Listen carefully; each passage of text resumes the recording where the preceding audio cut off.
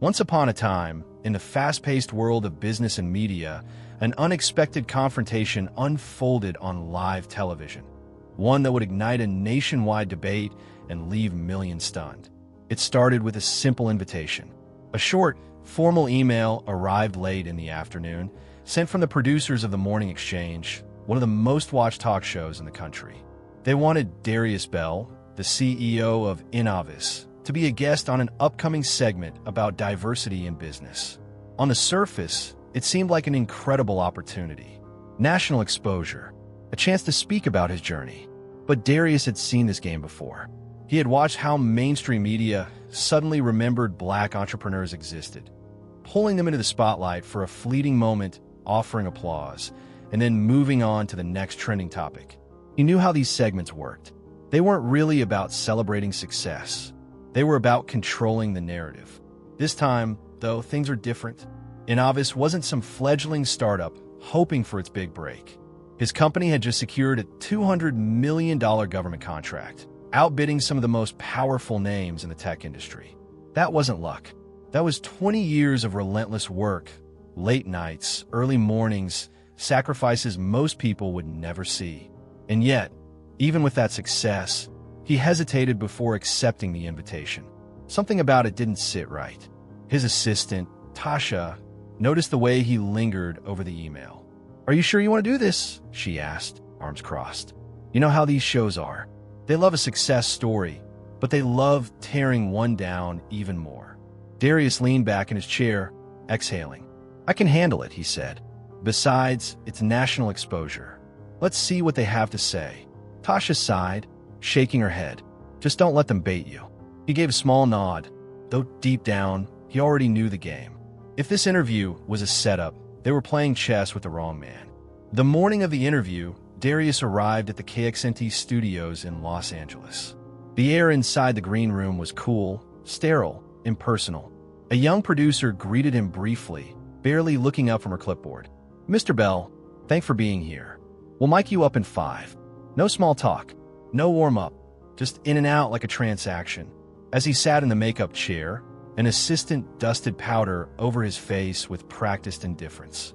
A large monitor on the wall played the live broadcast of the show. First, a panel discussion on the latest celebrity scandal. Then a cooking demo. Then, as the program cut to a break, a transition card appeared on the screen. Coming up next, the black tech boom. Is it talent or special treatment? Darius clenched his jaw. So this was the angle. Of course, it was never about celebrating his success. It was about questioning it, challenging it, dismissing it as something other than what it was. But if they thought they had the upper hand, they were in for a surprise. The set of The Morning Exchange was designed to be warm and inviting. Soft blues and golds, modern furniture, a sleek glass coffee table between the host and the guest. But behind the welcoming aesthetic, the cameras hovered like silent hunters, capturing every movement, every flicker of emotion. Darius adjusted his suit jacket as he took his seat across from Madeline Royce, the show's lead anchor. She was a seasoned journalist, well known for her sharp, incisive questions and her ability to keep control of a conversation. She greeted him with a polished smile, but it didn't quite reach her eyes. "Darius Bell," she said smoothly, her voice measured professional. "CEO of Innovis, a true American success story." Darius gave a polite nod. "Appreciate you having me." She leaned forward slightly, flipping through her cue cards. "Let's get right into it," she said, wasting no time. "Your company recently landed a $200 million government contract, beating out some of the biggest names in tech. That's impressive." Darius had been in enough rooms with executives, reporters, and politicians to recognize this game. Build them up first. Make it seem like they respected his accomplishments. Then, tear him down. He kept his response measured. "It was a long process, but yes, we put in the work. We developed a security encryption system that outperformed our competitors. Simple as that." Madeline nodded, her expression neutral. "Some have called it groundbreaking." She paused just a beat too long. Then, flipping to another card, she added, "But others have raised questions." Darius didn't flinch. He knew exactly where this was going. "Questions," he repeated. Madeline glanced at her notes. Some industry experts suggest that Innovis benefited from federal diversity incentives, that companies like yours may have an edge in securing these contracts because government agencies are actively looking to diversify their vendors. She looked up, that perhaps this wasn't just about being the best, but about meeting a quota. There it was, the real reason he was sitting in this chair. For a brief moment, he let the silence hang. Then, slowly, he exhaled and sat back slightly in his chair. "I've heard that argument before," he said, his voice calm, even. "It's funny, though. When a black entrepreneur wins, it's special treatment. But when a legacy firm, run by the same families for generations, lands those same contracts, nobody questions it." The air in the studio shifted. A slight tension, a flicker of something behind the cameras. Madeline, to her credit, held her ground. "So, you're saying race played no role at all in your success?" Darius let out a quiet chuckle, shaking his head. "Let me ask you this," he said. "When SpaceX won its NASA contracts, was it because Elon Musk met a diversity quota? When Jeff Bezos landed government deals for Blue Origin, was it because of his background?" He tilted his head slightly. "Or do we only ask these questions when the CEO looks like me?" A brief silence, a shift in the energy. For the first time, Madeline blinked. But she wasn't done. Not yet. She had more cards to play, and she was about to lay down her next move, the one that was meant to rattle him. What she didn't know was that Darius Bell was not the kind of man who could be shaken. The moment Darius Bell stepped into the backstage area of a morning exchange, he could feel it. The air was sterile, the atmosphere tense. There was no warm welcome, no small talk, just a young producer who barely looked up from her clipboard as she hurried past him. "Mr. Bell, thanks for being here. We'll mic you up in 5. And that was it. No pleasantries, no attempt to make him comfortable. Just a cold, transactional process. He adjusted his suit cuffs, rolling his shoulders to shake off the stiffness creeping in. His eyes flickered to the monitor mounted on the wall. The show was still live, currently in the middle of a segment on celebrity scandals. A few minutes later, a cooking demo took over the screen. And then, in bold white letters across a bright blue background, the transition card appeared. The black tech boom. Is it talent or special treatment? Darius clenched his jaw. So this was their angle. Not a conversation about innovation. Not a discussion about the challenges of breaking into the tech world. Not even a recognition of the fact that Innovis had outperformed some of the biggest players in the industry. Instead, they had framed it as a question, a loaded one, designed to cast doubt. He exhaled slowly. If they thought they had the upper hand, they were in for a surprise. The stage was set in soft blues and warm golds, carefully curated to look inviting. The lighting was flawless, the arrangement of furniture strategically placed to make everything feel intimate yet professional. But beneath that polished aesthetic, the cameras hovered like quiet sentinels, watching, waiting, capturing every movement, every flicker of expression. Darius took his seat across from Madeline Royce. She was poised, polished, and seasoned. One of those journalists who had built a career on sharp, calculated questions that could dismantle a guest piece by piece. She smiled at him, her expression pleasant, practiced. But her eyes? Her eyes told another story. "Darius Bell," she began, her voice smooth as glass. "CEO of Innovis. A true American success story." He gave a polite nod. "Appreciate you having me." She leaned in slightly, flipping through her cue cards, her movements deliberate. "Let's get right into it," she said. "Your company recently secured a $200 million government contract, beating out some of the biggest names in the tech industry. That's impressive." Darius knew this routine well. Build him up first. Praise his accomplishments. Make it seem as if they respected his achievements. And then, with a carefully placed question, they would tear it all down.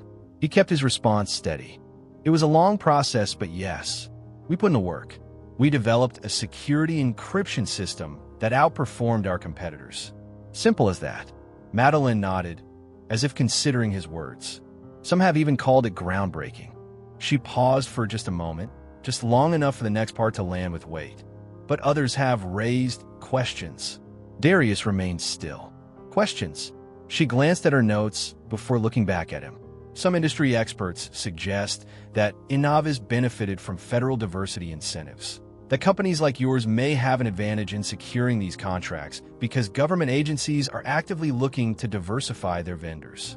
Her tone was smooth, neutral, but the implication was razor-sharp, that perhaps this wasn't just about being the best, but about meeting a quota. There it was, the real reason he was sitting in this chair. For a moment, he let the silence stretch. Then, with an exhale, he leaned back slightly. "I've heard that argument before," he said calmly. "It's funny, though. When a black entrepreneur wins, people always find a way to call it special treatment. But when a legacy firm, run by the same families for generations, lands the same contracts, nobody questions whether they got a head start." The shift in the studio was subtle, but it was there. A slight change in the energy. A flicker of movement among the producers off camera. Madeline kept her composure. "So, you're saying race played no role at all in your success?" Darius let out a quiet chuckle, shaking his head. "Let me ask you something," he said. "When SpaceX won its NASA contracts, was it because Elon Musk met a diversity quota? When Jeff Bezos secured government deals for Blue Origin, was it because of his background?" He tilted his head. "Or do we only ask that question when the CEO looks like me?" A pause, just a brief one, but it was enough. Madeline's smile didn't falter, but there was a slight, almost imperceptible shift in her posture. She knew she had just stepped into deeper waters. She glanced at her cue cards, then back at him. "Well, Darius," she said, her tone as smooth as ever. "Let's talk about that for a moment. You grew up in Birmingham, Alabama, raised by a single mother. Public school, no Ivy League degree, no deep family connections in business." She folded her hands together, tilting her head slightly. "That's an inspiring story. But here's what some might wonder. How does someone with no access to elite networks, no generational wealth, rise to a position where they can outbid billion-dollar corporations? Surely, there must have been help along the way." She let the question hang in the air. The implication was clear. "How did you get here? Did someone pull strings?" Darius let the words settle before responding. "It's called work, Madeline," he said simply. "Some of us don't have trust funds or country club connections to fall back on, so we build from the ground up." She nodded, as if she were listening. But he could tell she wasn't hearing him. "But surely," she pressed, "you had help along the way. Maybe a mentor, a program, something that gave you an extra push." Darius exhaled quietly, his voice even. "Yeah, help came in the form of working 3 jobs while getting my engineering degree. Help came in the form of sleeping in my office while I built my first software prototype because I couldn't afford rent." His eyes locked onto hers. "That's the kind of help I got." For the briefest of moments, Madeline's lips pressed together. Not in frustration, not in anger, but in calculation, because she wasn't done yet. She had one more card to play, and what she didn't realize was that she had already lost. For a moment, the tension in the studio was almost tangible. The air felt heavier, the silence stretched just long enough for everyone watching, both in the room and on their screens, to feel it.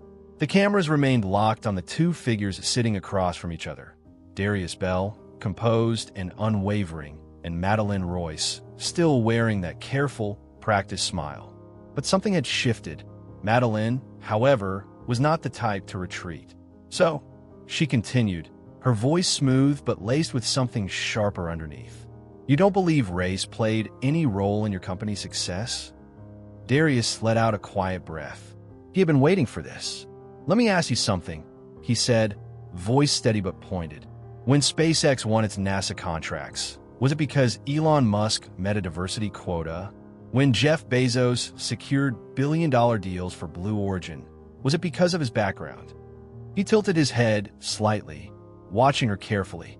"Or do we only ask that question when the CEO looks like me?" Silence. It was subtle, but for just a fraction of a second, Madeline hesitated. It was the first real crack in her facade. She wasn't expecting him to flip the question back on her. She wasn't expecting him to take control of the conversation. But she recovered quickly, her expression smoothing over as she glanced down at her notes, searching for her next move. "Well, Darius," she said finally, her tone shifting into something more calculated. Some would argue that your own success proves the system isn't as unfair as people claim. That if systemic racism were truly as much of a barrier as many say, you wouldn't be sitting here today, leading a multi-million-dollar company, winning government contracts, and thriving in an industry dominated by legacy corporations. Doesn't your story prove that the playing field is more level than people think? Darius let out a short, quiet chuckle, shaking his head. See, that's the problem, he said, his voice calm but firm. People love to use one success story as proof that a problem doesn't exist. Madeline's expression remained neutral, but there was something in her eyes, just a flicker of unease. Darius leaned forward slightly, resting his forearms on his knees, holding her gaze. If a person escapes a burning building, he said, do you point at them and say, see, the fire wasn't that bad? Silence.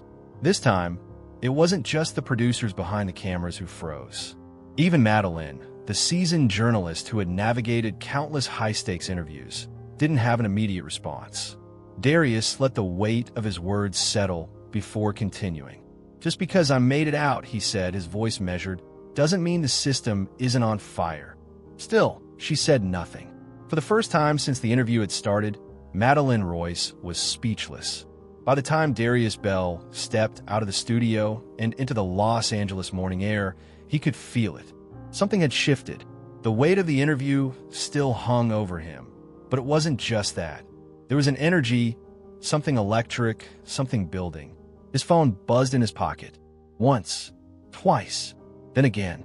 By the time he reached his car, it was a storm. Calls, texts, notifications flooding his screen. And then, the first headline appeared. Black CEO shuts down TV host on live air. His response leaves America shocked.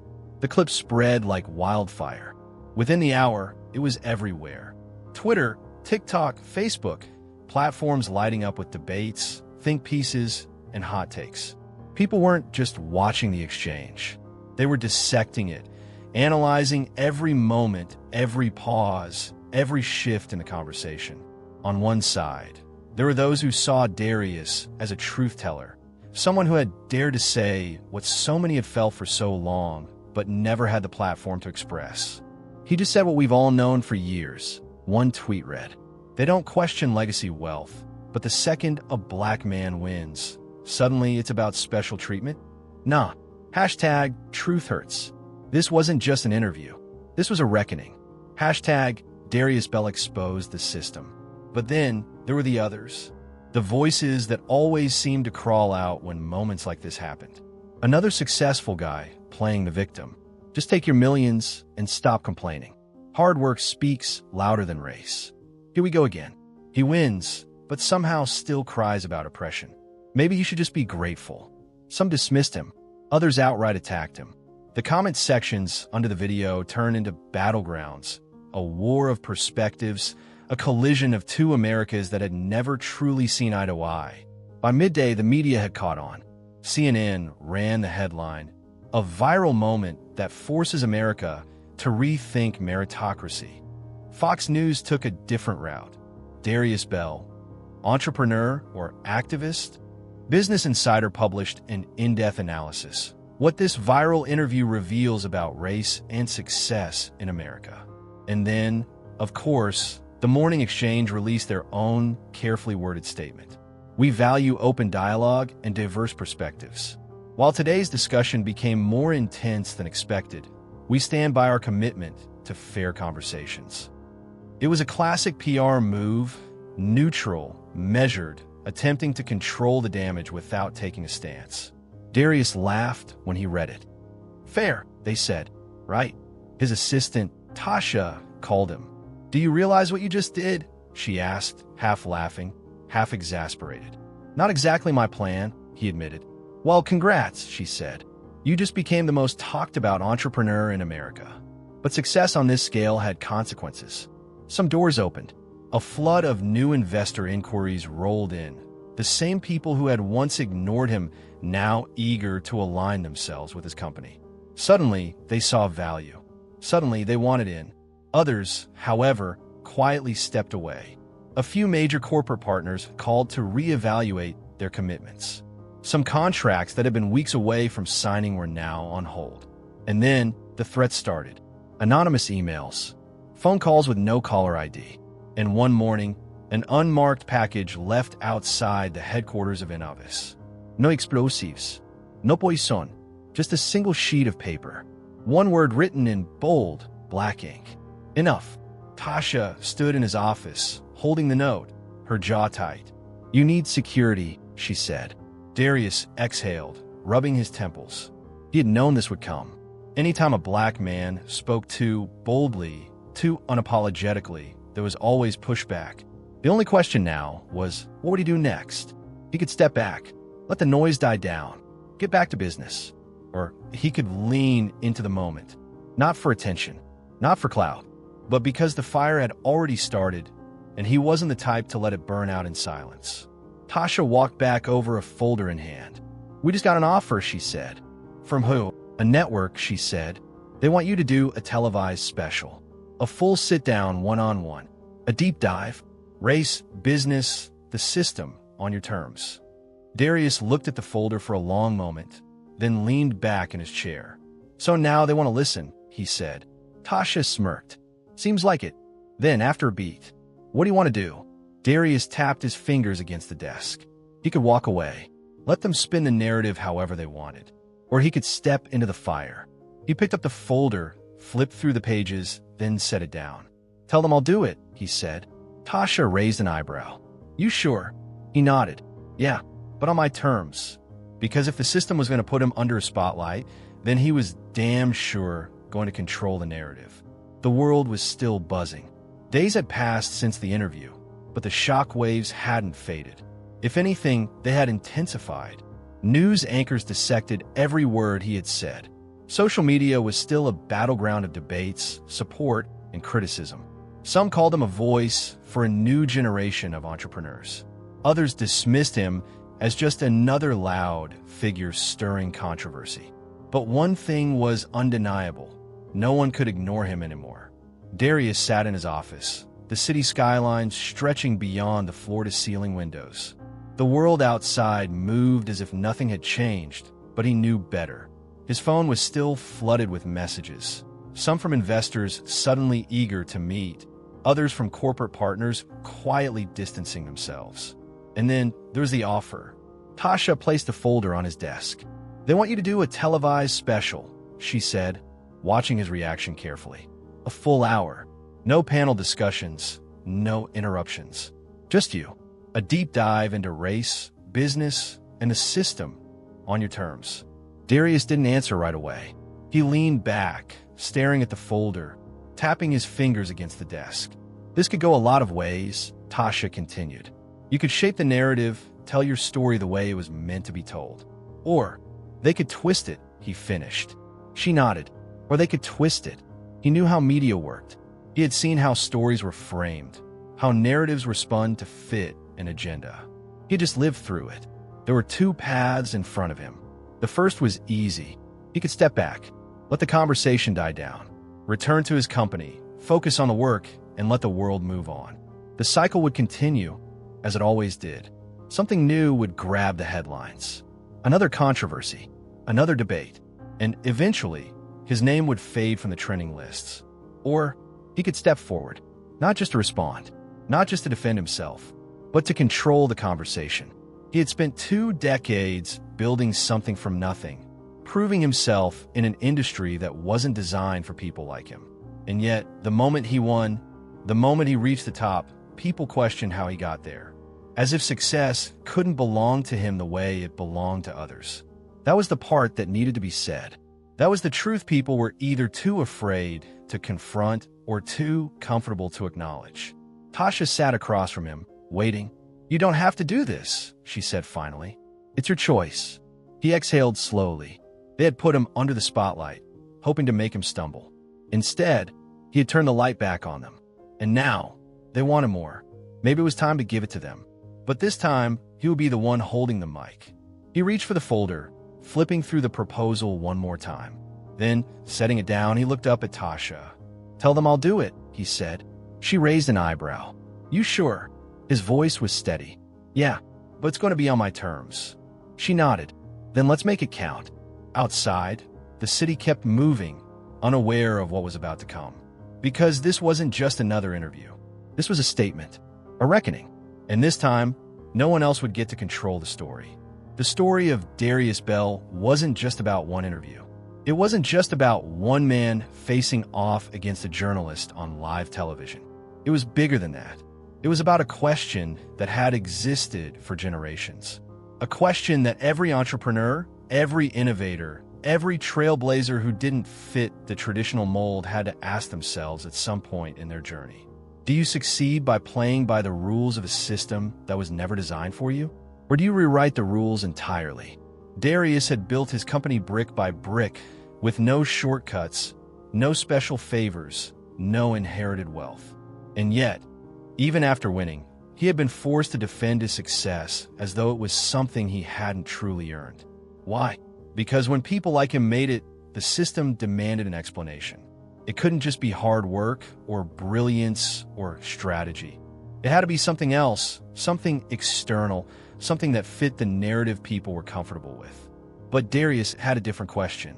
Why wasn't this same scrutiny applied to the CEOs who had their paths paved for them before they ever stepped into a boardroom? Why weren't their advantages questioned? Why wasn't their success picked apart and attributed to factors beyond their talent? The truth was simple. The system wasn't built to question them. It was built to protect them. And that's what made moments like this matter. Because success wasn't just about getting through the doors.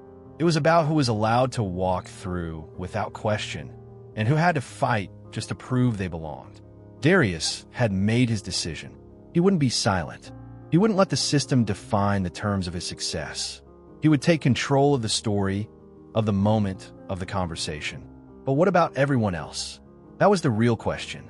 Because every person watching, every person arguing about what had happened, every person who had ever felt the weight of a system pressing down on them, at some point, they would have to make the same choice. Do you play the game the way it's always been played? Do you accept the way things are, hoping to carve out a space for yourself within a structure that was never meant to include you? Or do you tear the whole thing down and build something new? That's not just a question for Darius Bell. That's a question for all of us. So what do you think? Does success mean mastering the rules of a broken system? Or does it mean rewriting them altogether? If this story made you think, don't just scroll away. Take action. Like this video to help spread awareness. Share it with your friends and family, because conversations spark change. Comment below and tell us your thoughts. Have you ever witnessed an abuse of power? Let's talk about it. Follow our channel for more powerful real-life stories. And turn on notifications so you never miss an update. Change starts with awareness. Awareness starts with you. Be part of the movement.